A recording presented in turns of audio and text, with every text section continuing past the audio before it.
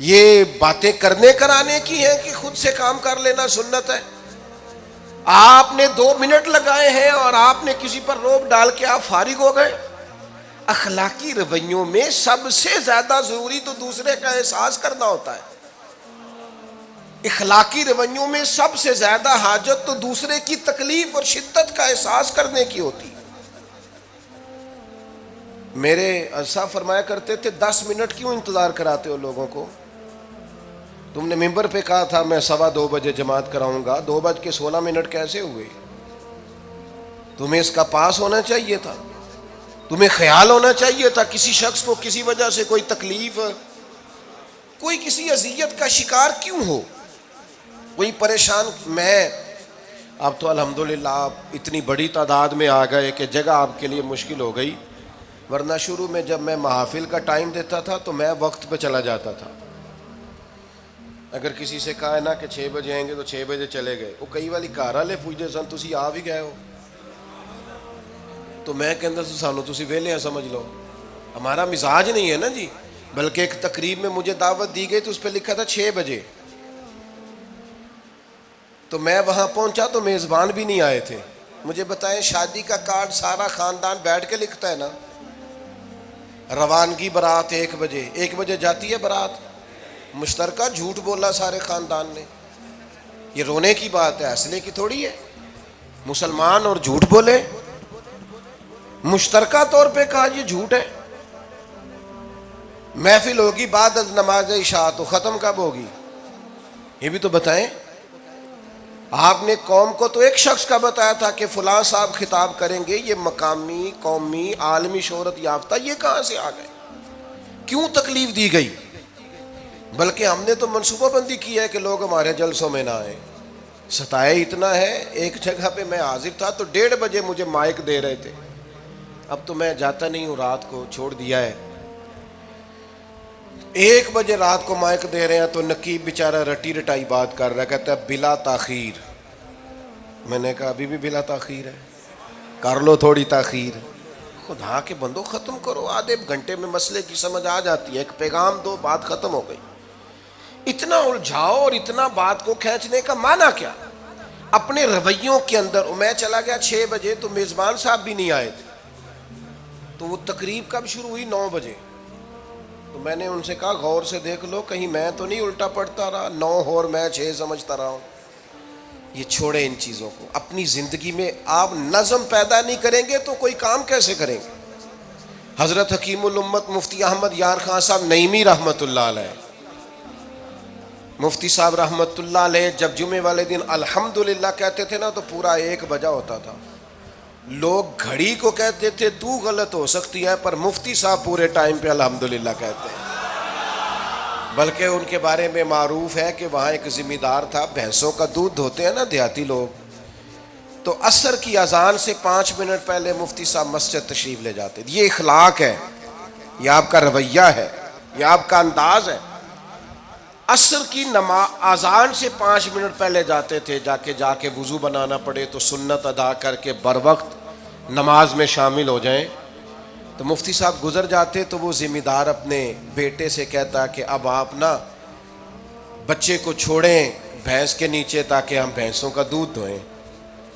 تو ایک دن وہ بیٹا کہنے لگا ابا جی ابھی تو یہ سورج کھڑا ہے، عصر کا ٹائم کہاں ہوا ہے؟ تو وہ کہنے لگا تو چھڑ دے کٹا، مفتی صاحب لنگ گئے نہیں، ٹائم ہو گیا ہے۔ یہ ہمارے بزرگوں نے ہمیں رویے سکھائے۔ آپ نظم والے ہوں، اخلاق والے ہوں، سچائی والے ہوں، دیانت داری والے ہوں، دوسروں کا خیال رکھیں، کسی کو تکلیف نہ ہو ہماری وجہ سے۔ پتہ ہے رسول پاک صلی اللہ علیہ وسلم کی بارگاہ میں آ کے عرض کیا گیا یا رسول اللہ یہ ہمارے امام صاحب بہت لمبی نماز پڑھاتے ہیں، صحیح حدیث میں موجود ہے، نماز ہی پڑھاتے تھے نا، قرآن ہی پڑھتے ہوں گے نا، کتنا اعزاز والا کام ہے۔ یا رسول اللہ یہ بہت لمبی نماز پڑھاتے ہیں۔ اللہ کے محبوب علیہ السلام نے بلا لیا، اور لفظ پتہ کیا ہے؟ حضور فرمانے لگے میں لوگوں کو دین کے قریب کرتا ہوں، آپ دور کرتے ہیں۔ فرمایا جب بھی نماز پڑھائیں معتدل پڑھائیں، اور خود حضور کا عمل کیا ہے؟ حضور فرماتے ہیں جب میں نماز میں کھڑا ہوتا ہوں تو میرا دل کرتا ہے میں لمبی نماز پڑھاؤں، ہمارا جب کسی شے کو دل کرے تو ہم چھوڑتے ہیں. میرا دل کرتا ہے میں لمبی نماز پڑھاؤں، لیکن حضور فرماتے ہیں پھر پیچھے سے کسی بچے کے رونے کی آواز آتی، میں سوچتا ہوں اس کی ماں پریشان ہوگی، میں نماز مختصر کر دیتا. اور میرے بھائیوں، نماز میں بھی لوگوں کا احساس، ہماری طبیعت ہی نہیں رہی. کوئی آدمی ہارن دے رہا ہے پیچھے سے، اور سامنے گاڑی میں دو بندے کھڑے، گاڑی مین روڈ پہ کھڑے کر کے باتیں کر رہے ہیں، اور وہ ہارن بجا رہا ہے تو کہتے ہیں ٹھہر جا، آگ بجھانی ہے جا کے. ایک تو آپ نے اتنا ظلم کیا کہ آپ نے روڈ بند کیا، اور دوسرا اخلاقی رویہ یہ ہے. اور میرے بھائی یہ بھی بد اخلاقی ہے کہ آپ اپنا موٹر سائیکل مین روڈ پہ کھڑے کر کے دکان پہ چلے جائیں، لوگوں کو تکلیف میں ڈالیں گے. اسلام اس کی اجازت نہیں دیتا. رستوں کے نشان مٹانے والے کو نبی پاک نے تنبیہ فرمائی. کسی کو تکلیف ہو، اذیت ہو، اور بعض لوگ سمجھتے ہیں کہ میں نے پریشر میں رکھی ہوئی ہے دنیا، ڈرتے ہیں لوگ مجھ سے. جو ڈر کے عزت کرتا ہے وہ خوف کھاتا ہے، اور جو محبت سے تجھے سلوٹ کرتا ہے وہ تیرا احترام کرتا ہے. بعض لوگ کسی کے شر سے بچنے کے لیے بھی اسے سلام کرتے ہیں، وہ عزت نہیں ہوتی، وہ عزت نہیں ہوتی کہ یہ تو رٹا ڈال دے گا. اپنے اخلاقی رویے ہمیں اللہ کے محبوب سے سیکھنے، حضور سے خیرات لینی ہے. اخلاق اسما ہم نے اپنے آپ کو سمجھنا ہے، ہم نے اپنے مزاجوں میں تبدیلی پیدا کرنی ہے، بالخصوص بزرگوں کے معاملے میں، بڑوں کے معاملے میں. جیسے جیسے انسان ضعیف ہوتا جاتا ہے نا، حساس ہوتا جاتا ہے، اسے باتیں تکلیف دینے لگتی ہیں. وہ ایک بوڑھی اماں ایک دفعہ مجھے کہنے لگی کہ آپ میرے بچوں سے کہہ دیں خرچہ پامیں تھوڑا دین کرن، میرے نال بولن صحیح کرن.